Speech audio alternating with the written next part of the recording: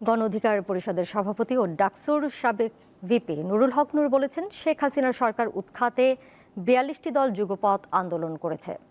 তাই আন্দোলনকারীদের নিয়ে বিএনপি জাতীয় সরকার গঠনে একমত হলে তাদের সঙ্গে জোট হবে। আজ পটুয়াখালীতে এসব কথা বলেন তিনি। বিএনপি সহ ৪২টি দল আমরা যুগপৎ আন্দোলন করেছি, কিন্তু দুঃখের বিষয় এই ক্ষমতায় যেতে না যেতেই বিএনপির নেতা কর্মীদের চেহারার বদল আমরা দেখতে পাচ্ছি। আওয়ামী প্রার্থীদের প্রতিধ্বনি তাদের কর্মকাণ্ড আমরা শুনতে পাচ্ছি।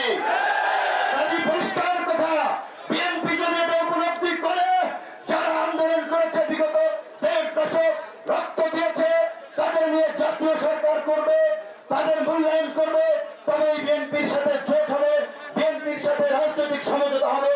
অন্যথায় বিএনপির বাইরে বিকল্প জোট হবে, বিকল্প শক্তিকে নিয়ে এককভাবে নির্বাচন করা